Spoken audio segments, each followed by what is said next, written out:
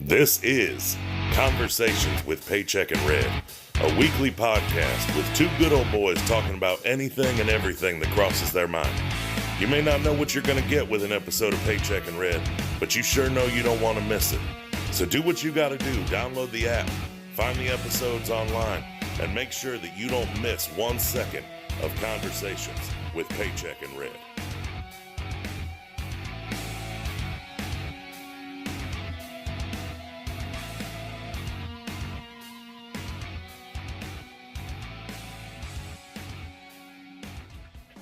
Hello. Thank you for joining us yet again. As always, I'm Johnny Paycheck, and I'm with my boy, Red.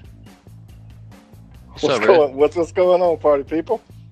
What's going on, party people? You are fucking up the vibe, man. What do you mean, bro? What is the deal, man? Why are you whispering? Why are you talking like you're introducing a damn prison show or something? I'm in the vibes, bro. You're in the vibes, huh? You know, I'm in the I'll tell you what. Go ahead and start them off. Tell them what today's topic is about. Today's topic is about solitary confinement, or as the prisoners like to call it, administrative segregation. Or the hole. Or the hole, yeah. So that's kind of why I'm in the vibes that I'm in right now, bro. Because when you're in solitary confinement, you're just in there all by yourself. For what, 23 hours a day? Yeah, I think so, with an hour exercise time a day or something like that, I think. 1 hour, and they call it rec time.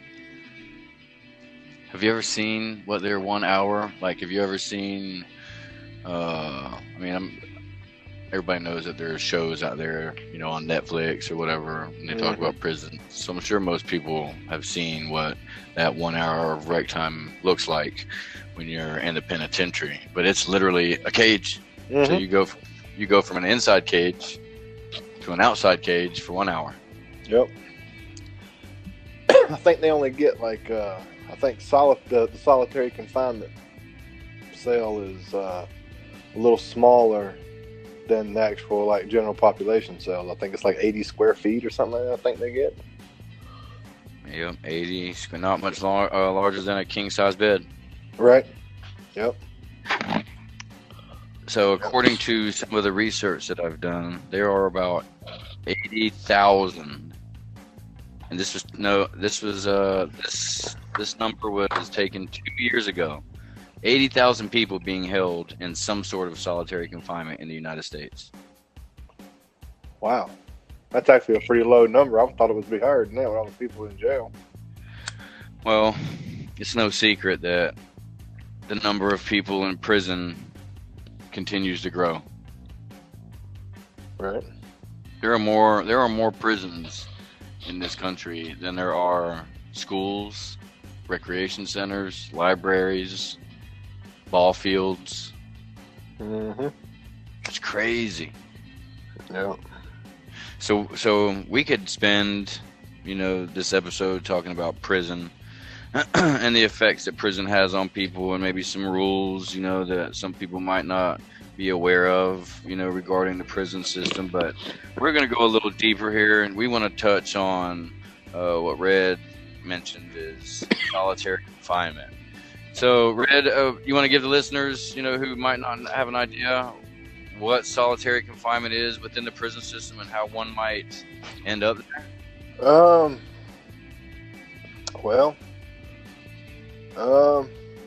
You've got, let's see. I mean, there's. Think of it like this: I'm thinking they get. We already touched on the 23 hours a day lockdown. It's approximately 80 square feet, depending on the prison.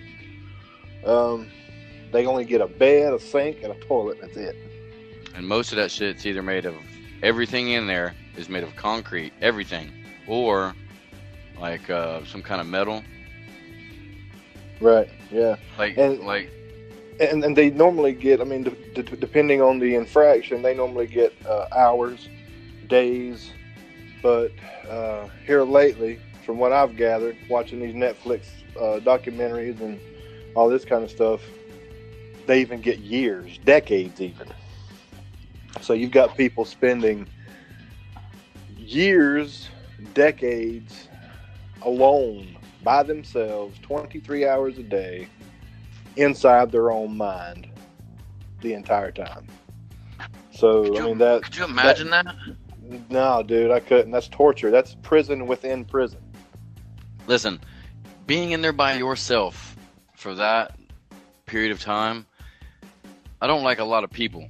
I don't even like myself enough to be alone in a fucking little cage by myself. No, dude, I don't. I'm a socialite. I like to talk to people. You know what I mean? People are my thing. Like I like to socialize. I like to mingle. I like to talk. Obviously, that's why we have this podcast. But there's no way that I could spend 23 hours a day, 365 days a year by myself with no kind of outside stimulation at all. There's no way. My mind's not strong. I mean, I've always said that I like to think that I've got a pretty strong mind. You know what I mean? As far as, people influencing me to do things. I like to consider myself a leader, not a follower. But I don't think that my mind is strong enough to withstand solitude for that long, man. There's no way. There's no way. Let's put an asterisk on what you just said. Let's say strong mind.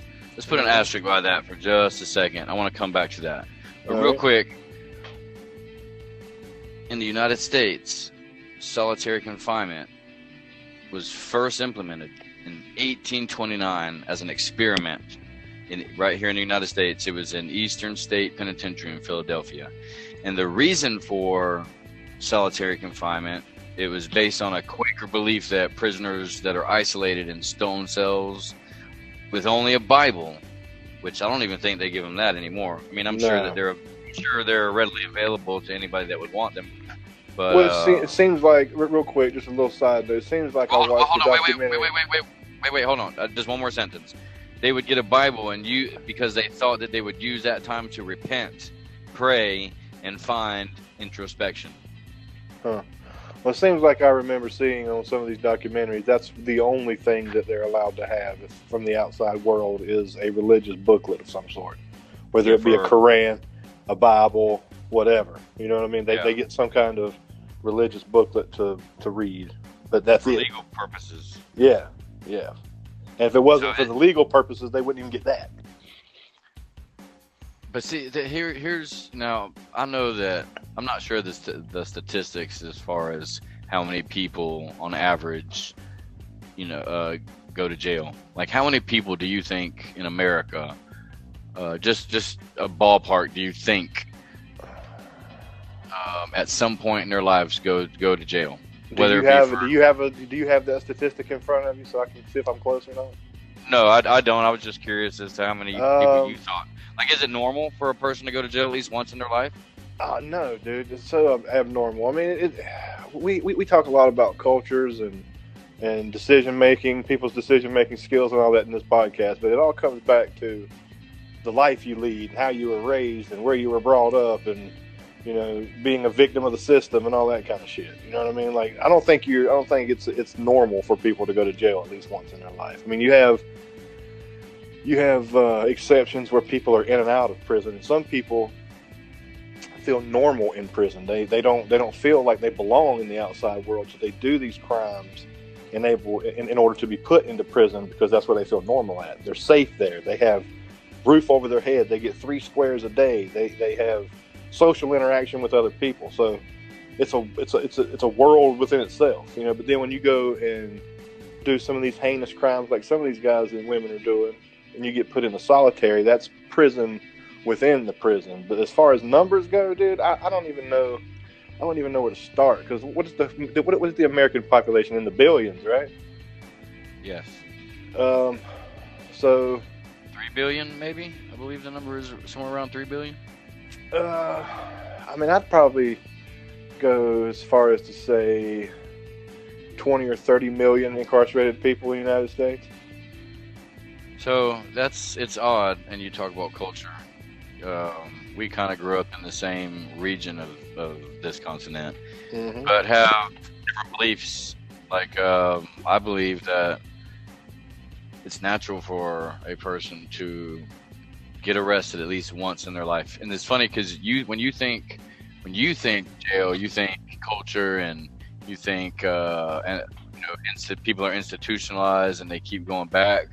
But do you know really how easy it is to go to jail here in the United States? Oh, dude, it's super easy. You don't have to do like heinous crimes. A ticket, an unpaid ticket, will Yeah, get you. that's what I was getting at. This small shit will get you put in jail. Like a ticket. Like Yeah. if you have a speeding ticket. So when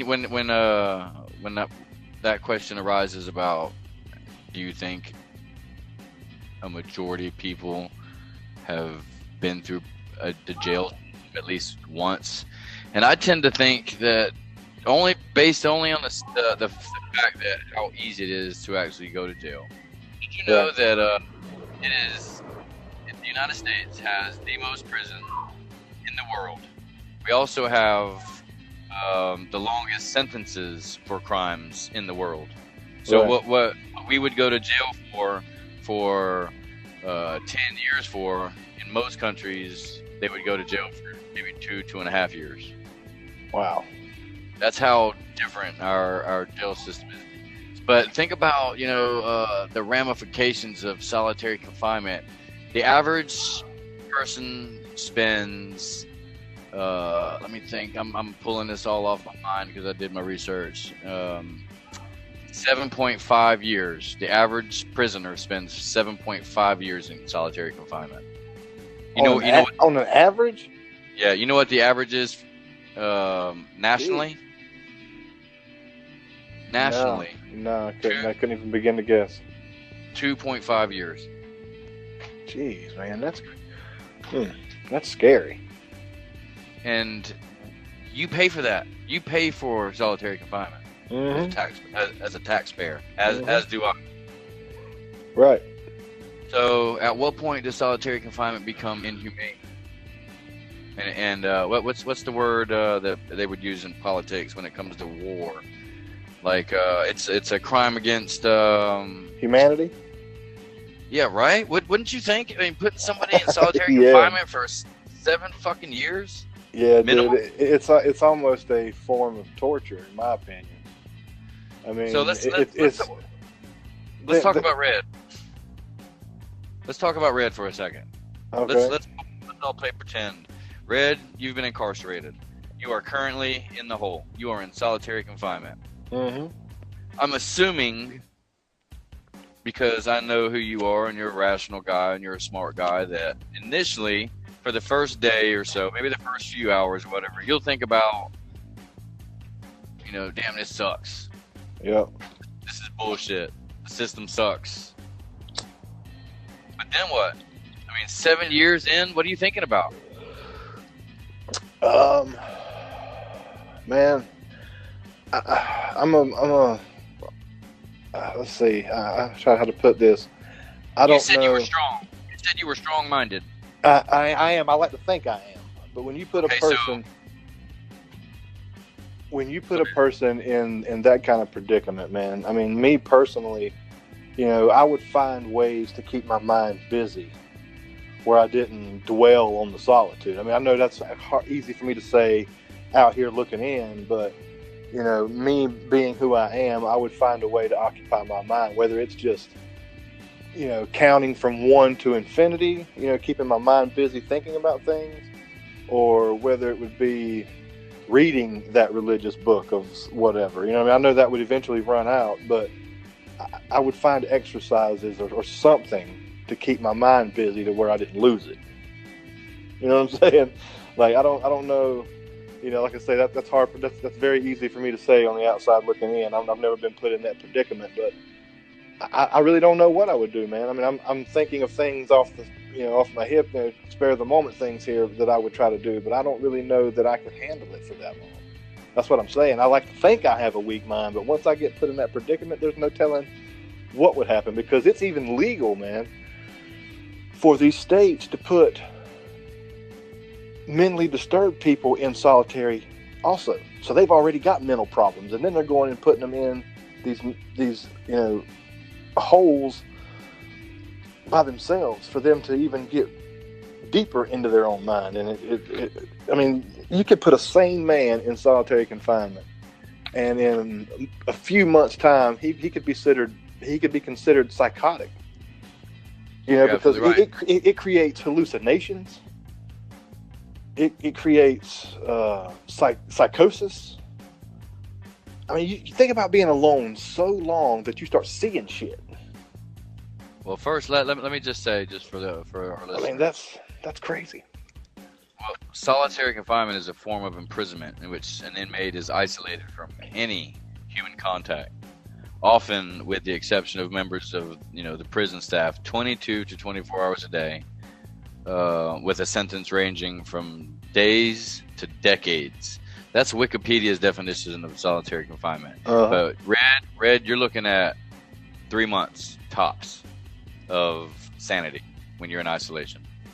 After 3 months is when you will start to experience some of the things that you mentioned: high anxiety, panic attacks, paranoia, a disordered thinking. You know what I mean? Anger, your compulsive actions, pacing. Things that you're talking about. Counting. Some of those things are, they'd be considered abnormal behavior. So within 3 months, your behavior will become abnormal. I'm not saying that you'll be crazy.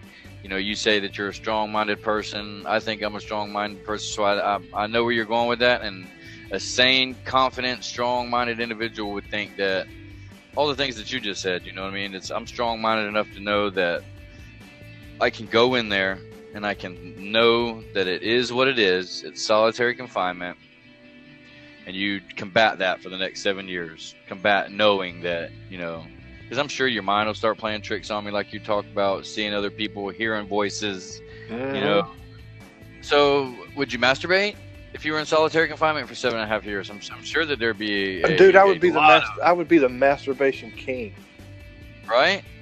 But then if you're only in there with concrete, what would you, you think they give you toilet paper in solitary confinement?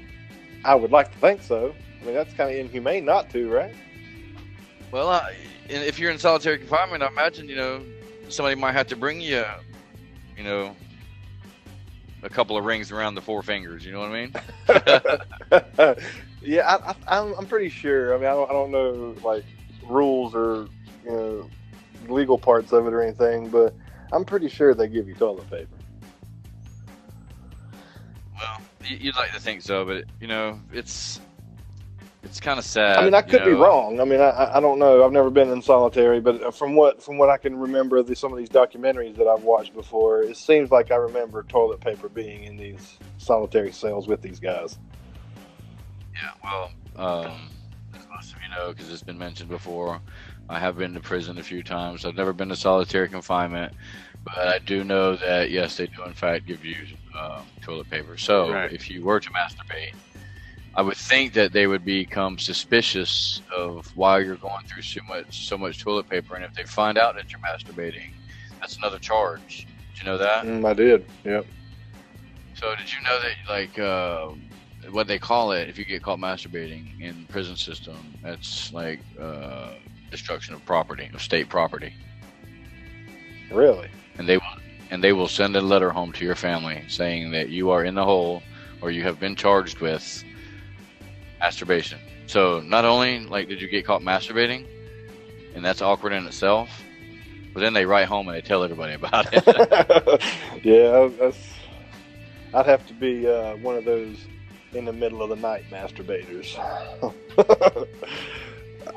But that wouldn't work because in the jail systems and probably in the prison systems, especially in solitary confinement. So, and that's another difference between solitary confinement here in the U.S. as opposed to solitary confinement in foreign countries. Is that in most foreign countries, you have a window in solitary confinement.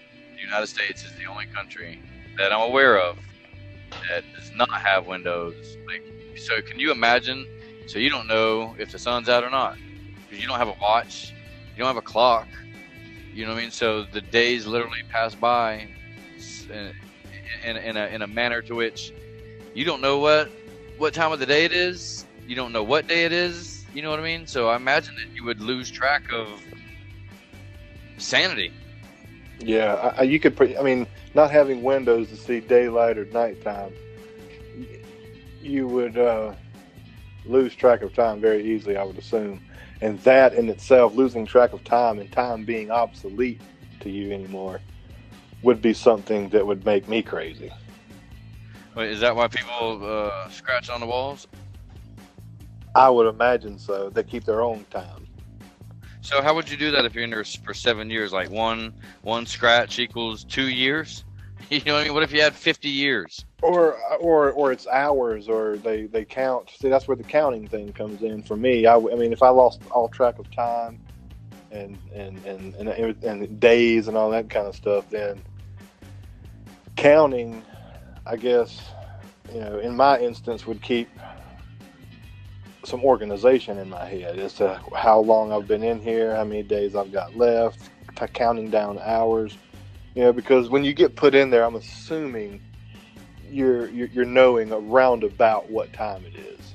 You know what I mean? Like, because of the windows around the rest of the jail that you were in before you got put into solitary. So this is just me talking out loud. So I would assume that you would kind of half-ass know around about what time it was, so you could kind of give, and you might be off by so many hours or days or whatever, but it would give you some kind of time frame. You know what I mean?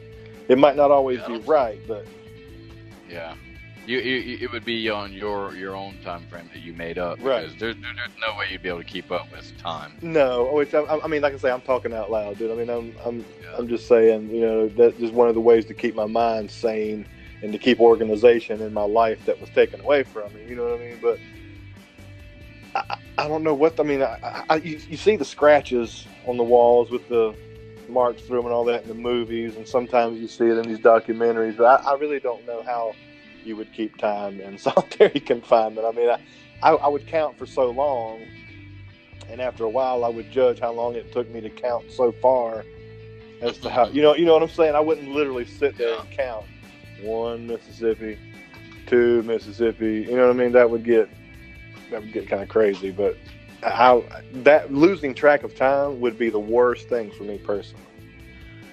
The irony in all that is that, and you're absolutely right, I think that's what a lot of people would do, and I believe that's what I would do as well.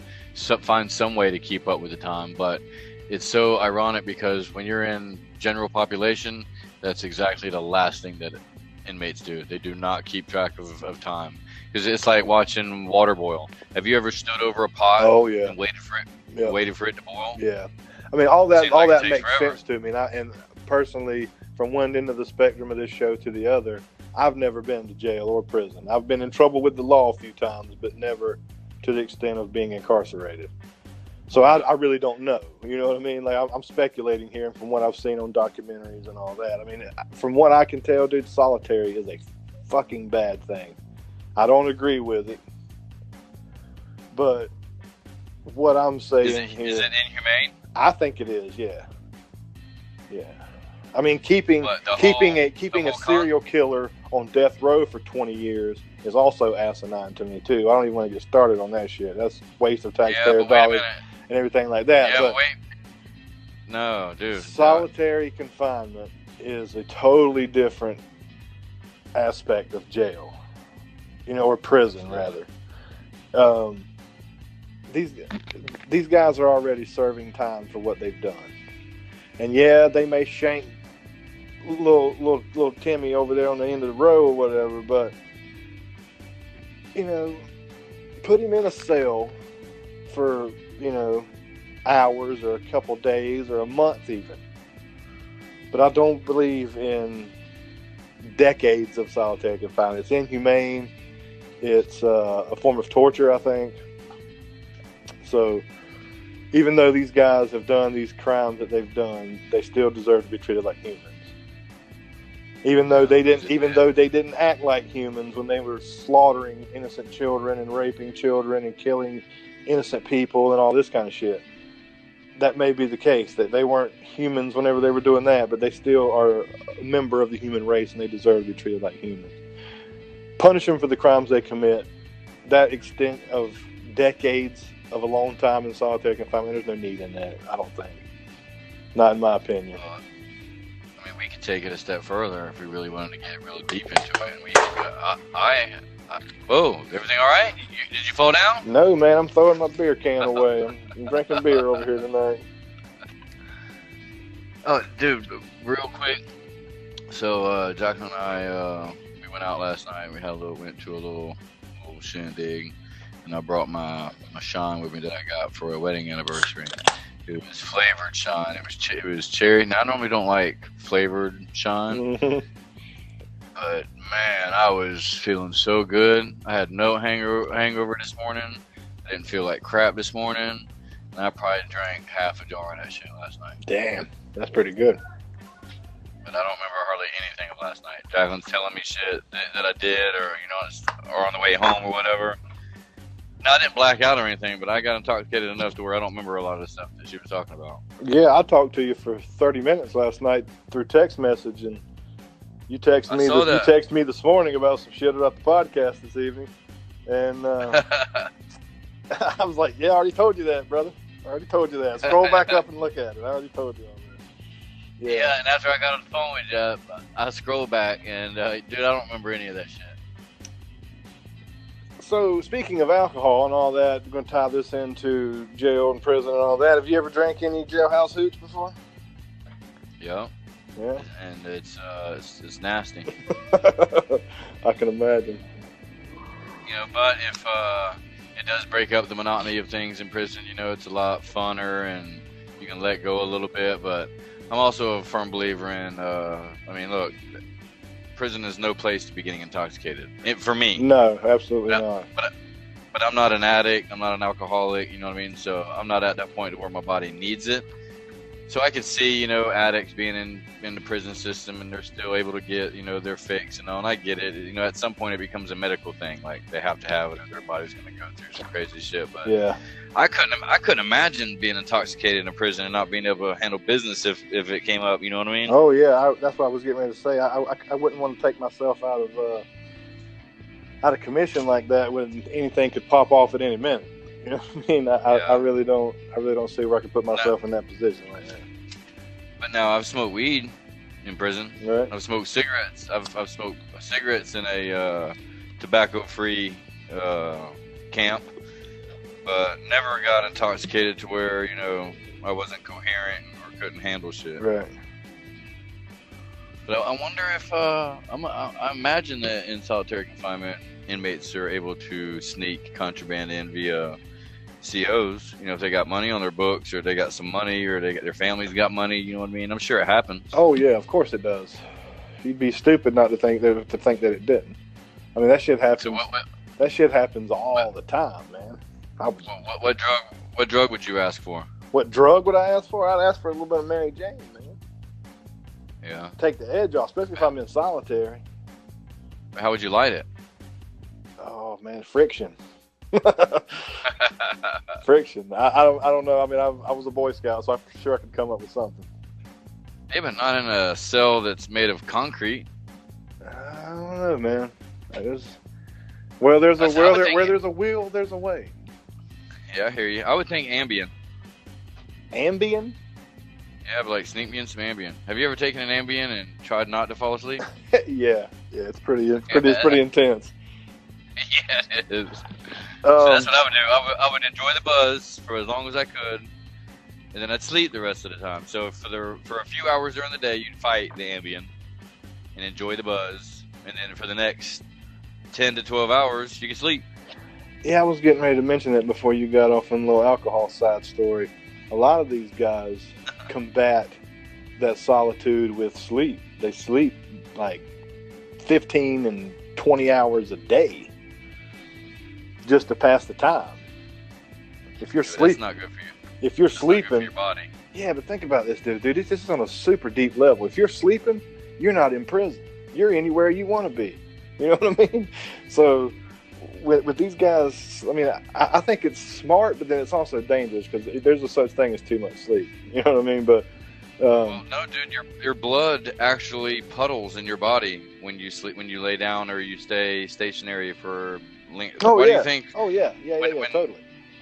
When older people, they have to be flipped, or paralyzed people, I mean, they have to be flipped Absolutely. and moved around, you know what I mean? Yeah, absolutely. Because, yeah, so that would bring up not only some psychotic issues, but some medical issues as well. The whole thing's a no-win situation, you know what I mean? Being in there all by yourself, you have no contact with the outside world. It's just, man, what a mind fuck. Absolutely. Yeah, I couldn't imagine it. Not for don't get me wrong, I like some quiet time. I like being by myself from time to time, but like you mentioned, I think it's only natural for people to socialize and be around other human beings. I don't think we're built to withstand solitary confinement, especially at those lengths of time. Well, I mean, those are high stress situations too. You know what I mean? You're not just alone in your bedroom. You know what I mean? Yeah. You're alone in a concrete cell with no windows, no contact to the outside world, no outside stimulus at all. You're just there, existing in a 80 square foot room for days, months, years, decades, whatever your sentence is. I mean, that's you would be stupid to see how that would be humane at all. Yeah, these people, like I touched on earlier, these people are animals. These people are murderers. They're rapists. They're this. They're that. But they still belong as a member of the human race, man. You know what I mean? Like, these people are living human beings. Nobody deserves to be put through torture like that. Well, let's go a step further. Let's take it in a different direction here, just for a second. Just humor me for a second. Are you familiar with? Now I don't know the terminology, and I've been looking for it, but I can't find it, and I want to talk about it now. So, all right, fuck it, I'm going to go ahead and talk about it. Go ahead. So for years, shit, just about from the beginning of man, mind games have played an effect in our wars, in our combat. How we deal with enemies, and it's mind games. Like one of the mind games, and I'm gonna think of the damn word, but maybe it'll come to you as I continue. But did you know that back in the day, like in Vietnam, everybody's aware of what chemtrails are and the flumes that aircraft leave, while they're in sky. Yep. Did you know that in Vietnam that they used to make X's and they used to make circles in the sky, and it was all sort of some kind of mental mind game. It was like a mind fuck. It was almost like when you looked up in the sky, you see these things, and it's like hey, we're here. You might not see us, but you see us up here making these fucking X's and O's and shit. Right. The sky. We watching you. Yes. Yeah. So it's almost like and I mentioned that, and I bring that up because I want to compare it to. I've never been in solitary confinement, but here's what I do know about jail. Jail is a very eerie, creepy thing when it is quiet. Inmates, NCOs, will deliberately fuck with your brain, fuck with your mind while you're in there to drive you crazy, especially in solitary confinement. Have you ever seen a movie or heard a story of somebody taking a lock and scraping it down a metal pipe? Seems like the sound. Like the sound a door makes when it creaks open and closed. Right. Yeah. Dude, when you're in solitary confinement, there's other inmates that are also in solitary confinement, and they're already batshit crazy, so they're screaming at the top of their lungs, and they're yelling and they're banging on shit. So imagine you're in the middle of the process of that change, that mental change. So you've been in solitary confinement for about 3 months. You're on the verge of snapping. You hear people fucking yelling and banging on doors and, metal scraping together. You know what I mean? Right. So imagine, not only are you in there dealing with your fucking mind, but you're also dealing with all the other minds that are in close enough range of your cell that you could hear. You know what I'm saying? So imagine you're almost fucked up in your head already, and you hear this asshole next to you. All he does is fucking yell and scream. Imagine the torment. Yeah, dude, there's a lot of torment in prison. I mean, there's the mind games that the prisoners and the CO play. I would like to think that's normal. You know what I mean? Because you're not going to go into a quiet. There's no such thing as a quiet prison. Even at lights out, there's still noise. You know what I mean? I remember my grandfather watching the old movie Alcatraz with Clint Eastwood. Yeah, it's a classic. Yeah, it's one of my favorite movies, and I remember part of the movie where I can't remember I don't know if it was. Because I think Paul Newman was in that movie too, but I can't remember if it was either or one of the stars or whatever. There was a prisoner, and it was lights out, and he was laying in his bed, and it was dark with the ambient lights in the hallways of the jail or whatever. Yeah. And all he heard was the clack of CO shoes in the hallway. You know what I mean? So you're talking about those mind fucks, the screaming and yelling. Something like that would drive me insane. Because I have a small touch of OCD. I mean, I don't count forks before I put them up or anything like that. I've just OCD, just organization and normalcy is kind of my OCD. But just the clack of CO shoes down the hallway, or the slam of a door periodically in that dead silent, you know what I mean? That kind of shit would mess with me personally. You know what I mean? But it's hard. I mean, even in just regular prison, it would be hard for me to stay sane. I commend you for pulling your time and serving your time and paying your debt to society and all that, because it takes a certain kind of individual, just like it takes a certain kind of individual to be a soldier for this country. It takes a special individual to be able to survive prison like that. You know what I mean? As far as mental toughness and physical toughness and all that, I'm not made for jail. I would be standing on the corner of the cell block with my shirt tied up with a rag in my hair. You know what I mean? Like I'm not cut out for prison. I'm not. My mind and my body's not made for prison. I don't think I could do it. I really don't. I don't think I could deal with it. Well, everybody says that, but everybody has an internal defense mechanism. Everybody has the will to survive. So. Yep. There's a show on a series on Netflix, and I always fuck up the title of it, but I think it's How to Survive in Prison. Sounds familiar. So there's a lot of I don't know, like famous people, entertainers that they all talk about it, and a lot of them, they've been through this correctional system. Like Busta Rhymes is one of them. Mm-hmm. Anyway, they talk about how to survive in prison, and it's from somebody who's been to prison. It's a lot of it, man. They nailed it right on the head. And the very most important comment that was mentioned out of all the episodes that I've seen on the series is shut your mouth. When you go in there, real quick, when you first go to jail or you first go to prison or whatever, the hardest part about the whole situation, in my opinion, is the first day. When you first walk in there. Because you don't know what to expect. You don't know what kind of facility it is. All facilities are different. You know what I mean? So you got to get in there and you got to figure out, because most prison systems, the inmates run the facility. Oh, yeah. Not the COs. Oh, of course. The COs come in time to time, do count, give you something to eat, and then they leave. So for the most part, it's the inmates. It's the inmates world. Mm-hmm. But getting back to the solitary confinement, and this show touched on it. Most people, they think that they want to jump on the biggest guy as soon as they walk in, so they can go to solitary confinement, and then they find themselves in solitary confinement for 3 to 4 months. Mm-hmm. You know what I mean? So it's like, I remember thinking the same thing. Like, I don't want to hang out with all these motherfuckers. You know what I mean? So I'm gonna get in trouble and I'm gonna get sent to the hole.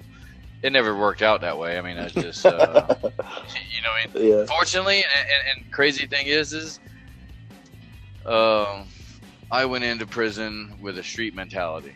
So I was already ahead of the game for the most part. Right. So I actually made friends. Like, I found a group of people that I liked and I could deal with, and some of them were black, some of them were Hispanic, some of them were white.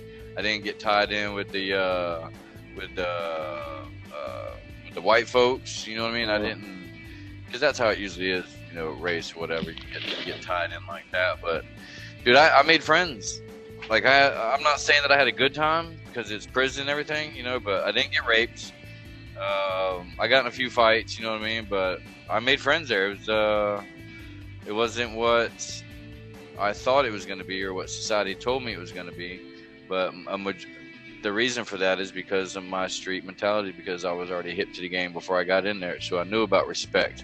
I knew that I had to respect people, and I had to make sure they respect me.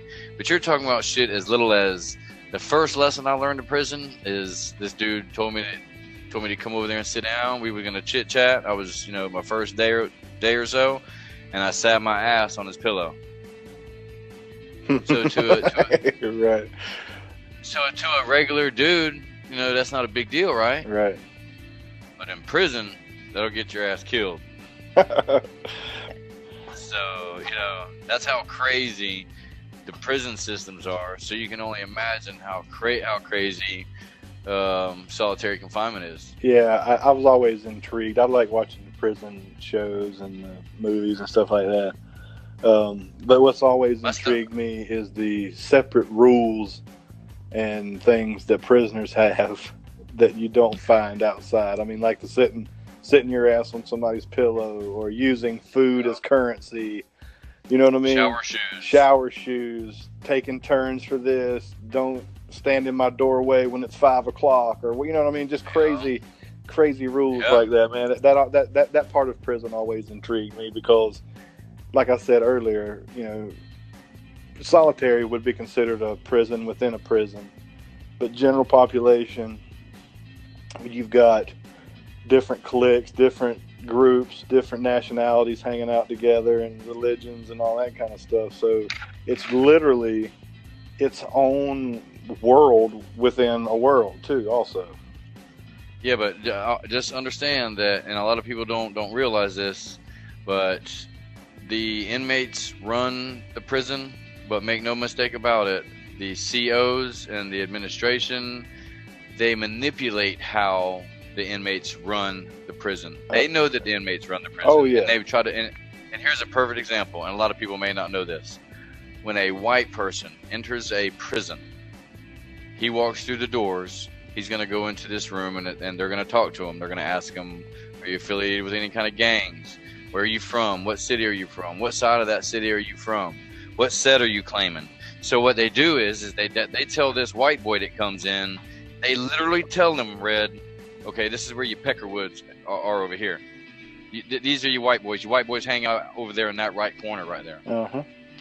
They set you up.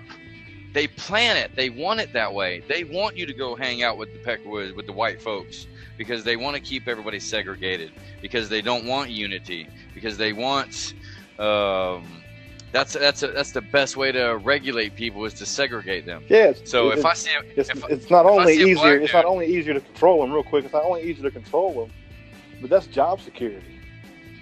Yeah. Well, see, Yeah. if I look over there in that right corner where all the white boys are, and I see a black dude over there, I know something's happening over there. I know there's a drug transaction going on over there, Right. or there's fixing to be a fight over there. Something's fixing to happen because I know you don't belong over there. Right. So if the correction officers didn't do that, you would have this person hanging out over here with the white folks. You would have this Hispanic over here hanging out with the black folks, and you wouldn't be able to tell what's going on at all. It would just be a united, integrated system. But that doesn't work for the correction officers. No. If you had unity in the prison, there would be no point in prisons, in my opinion. Yeah, dude, in my opinion. But it's a psychological game, because statistically, in most prisons, there are one correction officer for every 100 inmates. Wow. So think about That's that. not very good 100. odds. No. So, and they don't have guns. The COs aren't walking around with guns. They're walking around with mace and handcuffs. So if they were united and they weren't segregated and separated based on their gang affiliation or their skin color, then these COs would have no chance. For me, who's somebody who's been through the prison system, someone who's lived, that street lifestyle, it's a double-edged sword, and I find myself in a neutral location because I get both sides. So if you live in the hood and that hood is known for drugs, and the police come running through the damn street, then you are going to get searched. You are going to get slammed on the hood, and you are going to get patted down, and you are going to search because you are in a drug area. Right. So I get it. I understand. I knew that when I had weed in my pocket, I knew that there was a big chance of me getting in trouble because I am in a drug-infested area, and the police do run through here. You see what I'm saying? Uh-huh. So people get upset, like, oh man, police brutality, and you threw me down on the. But what a lot of people are not seeing in these TV shows or these news articles, or whatever, is that this dude is in a crime-infested area that is known for selling drugs. This particular guy has been busted for drugs multiple times. Right. So for you to get slammed on the car and patted down and searched, there should be no surprise there. But at the same time, and which is why I stay neutral for the most part, is that I'm a little anti-government. I'm a little anti-establishment. I don't believe that anybody should be throwing anybody on the fucking hood of a car. And if they do, then there should be consequences. And you should expect those consequences. I don't care but what if if the man's getting, the man that's getting slammed is being violent? He's got to be manhandled in order to be, taken control of. Right, but that's where, times have changed so much, and I'm a different kind of person. I'm anti-establishment. I'm into the strong survive. That's how it works. If you're capable, and this goes with police officers, law enforcement, military, anybody. If you're trying to take my life, if you body slam me on the fucking car, if you pull your gun on me, then I, as a human being, as an individual, I have the authority and the right to survive. So, I'll do so. It doesn't matter what kind of outfit you have on. If you have a damn badge on, or if you got a bulletproof vest with a helmet on. You see what I'm saying? So for me, now this is all just my personal opinion. You know what I mean? I'm not, right then, it wasn't facts or anything like that. It was just who I am as a person, and everybody's different. Everybody's got their own opinions, the whole assholes and opinions thing. But, so I get it on one side, it's, a person, there has to be some sort of rules, laws. There just has to be, you know what I mean? So if you violate those laws, then there should be consequences, but not consequences that fuck you up for the rest of your life or to where you can't be a functioning citizen anymore. Solitary confinement, dude. If you're in that motherfucker for years, you're done. There's nothing positive. Yeah, there's nothing positive coming out of that situation at all. No. So then that raises the question. Okay, so if you have an inmate who is unruly, who has faced many disciplinary consequences, so then what? What's an alternative to putting somebody in the hole? Well, I mean, you've got the mentality of some of these prisoners that's why they do this kind of shit in prison, because what else are you going to do to me? I'm already in fucking prison. Especially somebody that's got life. What are you going to do to me? What are you going to do to me that's going to be worse than what I've already got? So these guys are putting themselves in the position of being in solitary confinement because they're already locked down for life. They ain't got nothing else to lose but their mind. So that's what scared me about going to prison the most. Yeah, I mean the lifers. What you just said, they don't have anything to lose. No, I mean they just assume walk up and stick you with a damn ice pick or a shank or whatever it is they're made out of, than to just look at you. They'd rather just lay you down than see you stand there and stare at them because they're already there. They don't have anything else to lose. And that is true for the most part, but I will say, in defense of some of these lifers, are family men. Like their family didn't alienate themselves from them. You know what I mean? Like Right. they still have a very strong. So I say that because even though now this goes for the few, but a few of them, they have family members and they have loved ones and they have kids and they're in school. So some of them, although they have life and there's no chance of getting out, but they also have made changes in their lives to where now they live a lifestyle within the prison system. And believe it or not, some people don't want to fuck that up. Like if you go to the hole, you go to solitary confinement, you lose all access to the outside world. No phone calls, no visitation, none of that. Uh-huh. So a lot of people, they don't want to risk that. Some are finally building a relationship with their kids in the prison system because they're sober.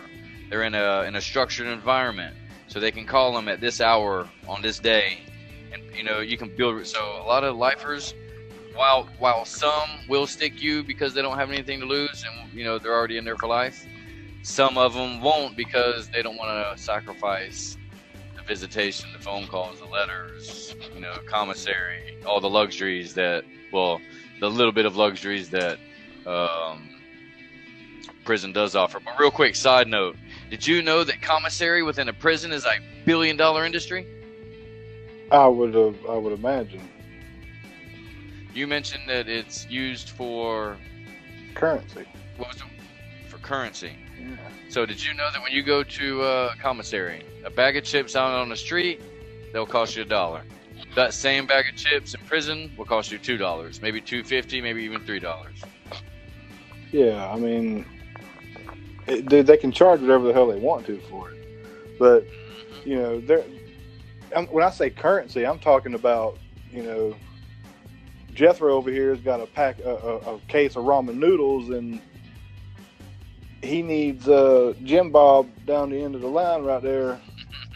He needs him to go away, like forever. You know what I mean? So these motherfuckers are paying other inmates with food to end another motherfucker's life. Your life is worth 3 packs of ramen noodles, man. You know what I'm saying? Like, that's crazy. That's what intrigues me. I mean, back in the day, in the 50s and 60s, cigarettes were currency, and food was too. But I don't think the commissary was as popular back in the 50s and 60s as it is today. So Yeah. whenever and I'm you could smoke in the jails, in the prisons back in the 50s and the 60s and the 40s or whatever. You know what I mean? They've outlawed it recently because it causes problems within the jail. But you take away, I mean, like, cigarettes sometimes is all a man has to stay sane, and you take that away from him. Well, it turns to coffee. They turn to coffee. Yeah, I mean, there's other vices, but I'm saying just like nursing homes. You get put into a nursing home, and this man's been smoking for 65 years, and you get into a nursing home, and you can't have your cigarettes anymore. You're gonna get pissed. Yeah, that's where the old ornery guy, that expression came in. Yeah. Well, he's worked his whole life. He's old. He's tired. He's sore. His wife don't let him do drugs or smoke cigarettes anymore, so he's just mad at the world. Yeah. Well, we can talk about this subject all day long, man. But we just about put in a good hour there, so this is a good place to stop. Maybe this is something we can pick up, later. And for our listeners, we just want y'all to understand that, we don't take life too seriously. We like to cut up. We like to joke, but there are some serious topics, some intriguing, interesting topics that we like to touch on. This being one of them. Red mentioned it a few times about he's been intrigued by it. It's something that I've always been intrigued by, and I've been through the prison system, and I still watch those same shows because they're intriguing. So, we like to touch on a variety of different topics. Some are going to be funny, some are going to be stupid as hell, some of them are going to be serious. So this one just happened to be a serious one. We hope you enjoyed it. Just a little footnote that we do research, when we have these kinds of conversations, so we understand the sensitivity, of some of the topics. We understand it's some of them are going to be touchy subjects. Some of them are going to be, some of y'all might not be intrigued by the whole solitary confinement in the prison system, whatever. But We're going to try to keep it fresh. We're going to try to keep it interesting. We're going to keep the flow going with, a wide variety of topics. So just hang on and stay tuned. And Red, you want to tell them? I mean, I know you're probably tired of going through the whole spiel, but in a nutshell, they can find us pretty much anywhere, right? Yeah. I mean, I was going to say before you said that our topics, they range from somewhere out in left field to everyday common right field, right field, left field, wherever, whatever position you play, it's out there. But we talk about the things that normal people don't talk about. We talk about it so you don't have to. But yeah, all the social medias, y'all: Facebook, Twitter, Instagram. The majority of the podcast listening platforms: Apple Podcasts, Stitcher, Podbean, all those. We even have a website, paycheckandred.wixsite.com. We're putting our episodes on there via video, coming from YouTube. We also have a YouTube channel, Conversations with Paycheck and Red. You can also listen to our podcast via YouTube. So if you don't have these podcast listening platforms and you just want to, everybody goes to YouTube. Everybody lives on YouTube. So if you're not doing anything, you don't have these podcast apps to listen to us on, check us out on YouTube. We haven't forgot about the free shit that's coming soon. We are working on some merchandise, so stay tuned for that as well. Oh yeah. Paycheck and Red merchandise. It'll get deep. That's it. All right, well, that's it. You good? Yeah. All right, well, that's it. We'll see y'all next time. See ya. Later.